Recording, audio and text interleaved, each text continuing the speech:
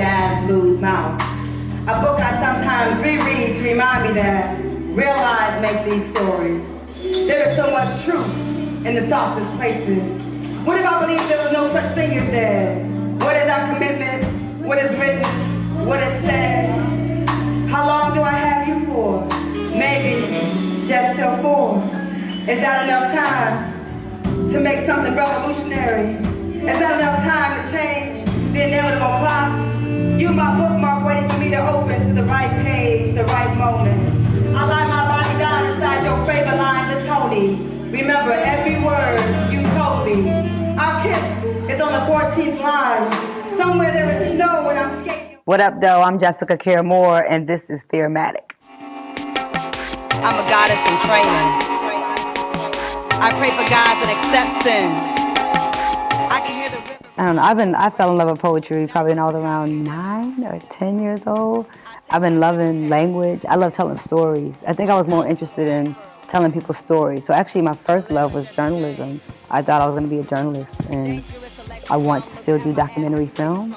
And poetry, you realize at some point everyone has gifts, so I realized that I was pretty good at writing poetry, and it was a natural thing. It wasn't something early on that I was just studying. I was reading a lot of poets, Audre Lorde, Sonia Sanchez, but Ntozake Shange. Like, that was a pivotal moment for me in high school when she came, when my drama coach brought for Color Girls into this Black Box Theater at Cody High School, and I read that language, and I was just taken back by it. I was engulfed by it, and I was like, writing can sound like that. Like, I didn't even know poetry could have a Black woman's voice that sounded that gangster, and it could be literature.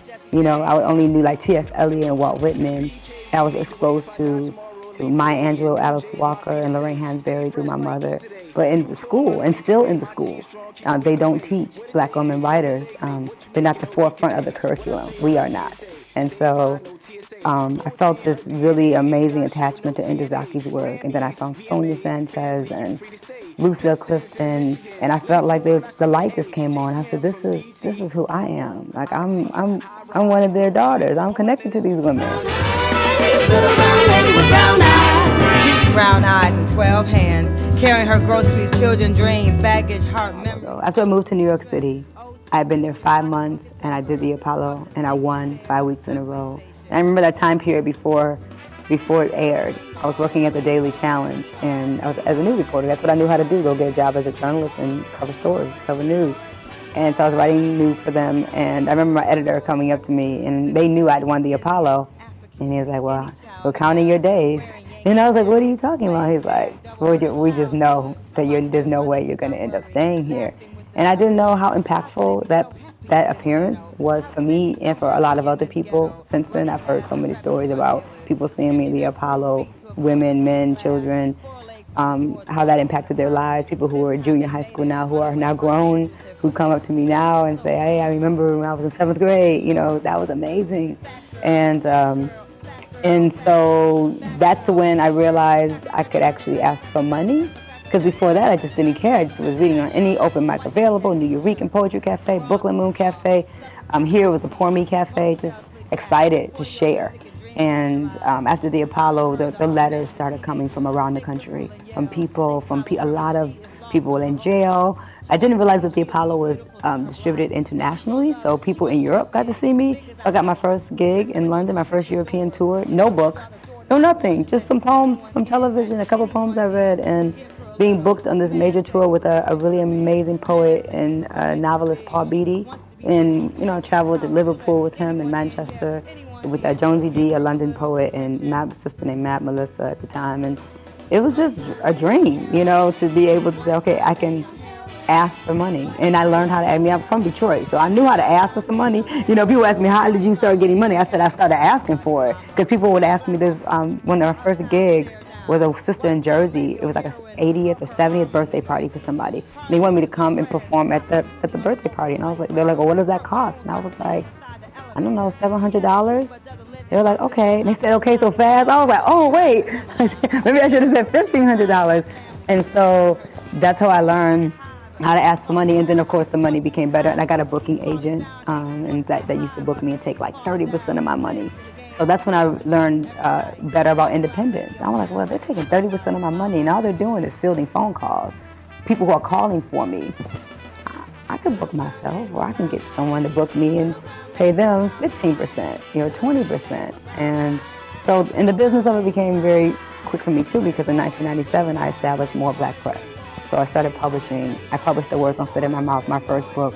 I used the momentum from the Apollo as steam for my press, and I said I can sell books, because people were going literally into Barnes & Noble and Borders, and there were more of those available, and saying, do you have that girl's book from the Apollo, the girl with the braids?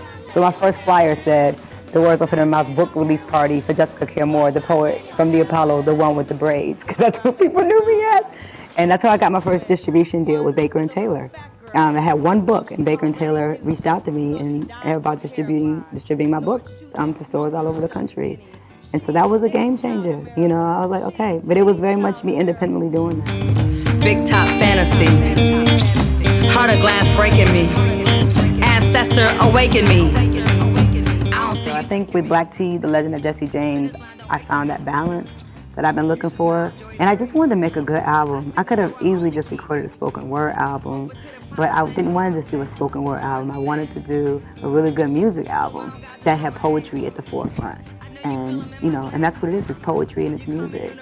And sometimes it's blues, and sometimes it's hip hop, and sometimes it's R&B. And there's mixes of all the genres there. What's missing is the rock and roll. The ghetto metal record is coming though. I am writing another album, which will be a little, I think, edgier in a different way. But I think this was to show how I could still be edgy and more grown up with it, and more, calculated. I think, yeah, it's more calculated. And it's an exercise for me on stage to go that slow.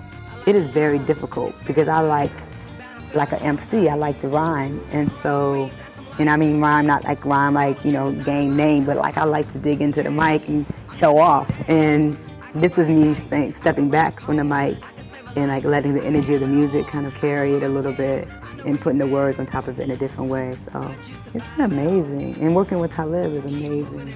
My friend, this is my friend, not like my ex-boyfriend. Like, he's my boy. And it's nice, like it's respectful. We don't always agree on stuff. I'm learning, he's learning about how I make money. It's different from how he's made money. I've made money not in music venues, but at university campuses, festivals, intellectual settings, academic settings, women's studies departments, different things. And so it's nice. I've been on tour with him, and just watching people who had never seen me as a poet see me for the first time. And it's a lot of the audience it's very mixed. A lot of white kids who are looking at me, and they're like, their heads are like, they're blown away, because they've never seen a black woman poet spitting like that, and not with like a trumpet, a saxophone, drum, bass, keys, and Stephanie Christian or Idea wailing next to me. Like, they don't know what that is. It's like, what's that? Because they miss Gil Scott-Heron. Either you know Gil Scott-Heron or you don't. So if you miss Gil Scott-Heron, then you're looking at me like, where did she come from? Like, I know I came from something, but, if they never heard the Last Poets, if they've never seen Jane Cortez even, with the Fire Spitters, then they don't know what my lineage is. And it's fascinating, to be honest, to look in the audience and see it go down. Like, I'm watching them going, they're looking at me like I'm an alien. And afterwards, they're hugging me and saying, thank you. Oh my God, this music. Oh my God, who are you? You're so inspirational, and it's so new and different. And so it's nice at this point in my career and in my life to be able to be new. This is the way I love with my lady.